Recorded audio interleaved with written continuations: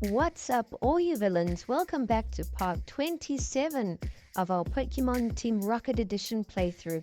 In the previous video, we made our way to the Sylph Cove building, where we found a secret staircase leading underground. We ended up battling Bill in an absolutely crazy battle. He had all 3 legendary birds as well as a new form of Porygon. He had Porygon 3.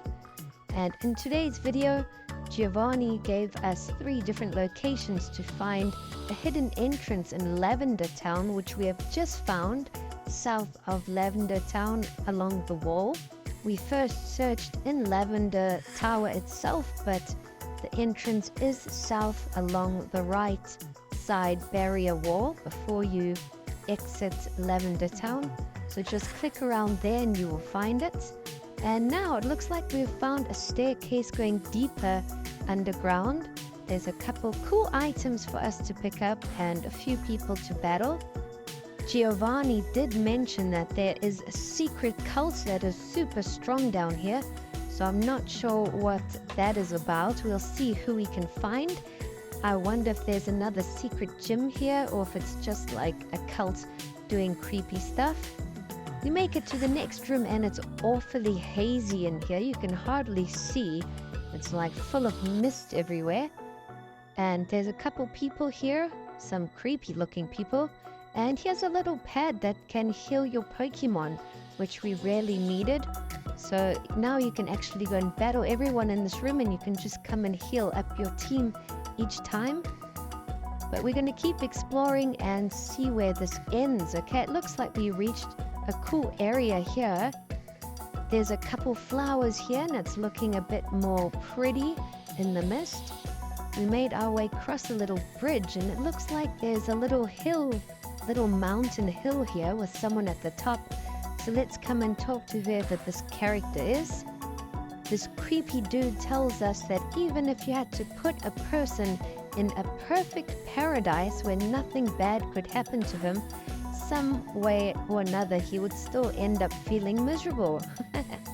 So that's pretty deep, but I guess it's true. You can't have happiness without a little sadness and vice versa. You gotta have a balance in life. But obviously there is someone else we need to find around here, so we're gonna keep exploring. Here we have a nice little tag team battle and it looks like it enters a new area, and this must definitely be the cult. We got the whole crew lined up here and it looks like Wyvertol's here, the legendary Pokemon. It is one of my favorite legendaries. And we have found the cult leader here. So let's see if he wants to battle. Apparently this cult leader has heard that we have defeated Lance, so he definitely wants to take us on. I wonder if Wyvertol is in his team. Okay, it looks like he just caught it. So, whoa, this guy's going to have the legendary Pokemon Wyvertol in his team. We're about to battle him, and he said he's only going to battle us with 50% of his strength. He's taking it easy on us. Imagine if we lose. The cult leader Esoteric Jones has just sent out a level 74 Dusknoir, which one-shotted my Delphox. We've sent out Guzzlord now, but it looks like Guzzlord's also going to get knocked out pretty soon.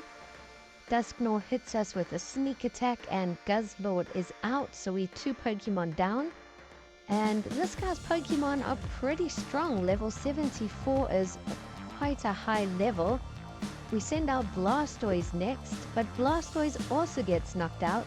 So Dusknoir's taken out half of my team already. Kingdra finally knocks it out and levels up to level 73. And now Esoteric Jones sends out Darkrai. He's got another legendary Pokemon. Darkrai is such a cool Pokemon. If we can catch it somehow, I definitely want to add it to my team. I just feel Darkrai is super underrated. It looks really cool. But now we definitely have to heal up and try revive some of our team.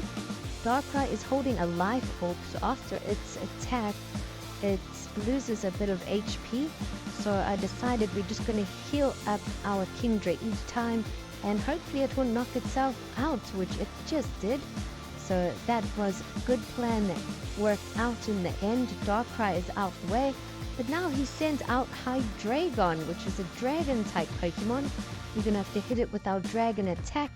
And it's super effective. We one-shot it. So it looks like we're making a comeback. And now he sends out Mew, the legendary Pokemon Mew, which is level 76. I've got no idea how we're going to defeat this guy. He's got like legendary and pseudo-legendary Pokemon. This guy has the craziest team ever. We send out our strongest Pokemon, Dragonite, whose outrage attack finally knocked out Mew. If anyone could cause a bit of damage, it's Dragonite. And he was the second strongest Pokemon in our team, but now he is the strongest, being level 78. Unfortunately, Cursula knocks out Dragonite, and we're down to our final Pokemon, which is Rhyperior, who's dropped to the second spot in our team. But Rhyperior knocks out Cursula, and the final Pokemon this cult leader has sent out is Delphox, which is a fire and ghost type. So we healed up Rhyperior, and we should have a type advantage. But unfortunately, Rhyperior is quite slow, so I think we're going to have to try revive Dragonite or Kingdra. I think Kingdra's probably going to be a better option, because Kingdra's speed is pretty fast. Rhyperior gets knocked out, and we send out Dragonite. But I'm going to rather go with Kingdra, because Kingdra's speed is quite fast. It should attack first. If we can hit Delphox with a strong water attack, we might be able to one-shot it. So we're going to try and revive Rhyperior again, because it looks like Delphox is just one-shotting my whole team. None of my Pokemon are strong enough to withstand its attack. So we're just going to have to keep going until we can finally survive and get an attack in. This is a dangerous situation to be in. We're just surviving by reviving and healing. But there we go, Delphox attack has missed. That's the break that we needed. So we can get an attack in now finally. And we one-shot it. Wow, that was super tough. I thought we had lost that one for sure. But luckily his attack missed. We have defeated the cult leader. So that was probably the toughest battle in the game so far. How many legendary Pokemon did this guy have? Casually just whipped out Mew.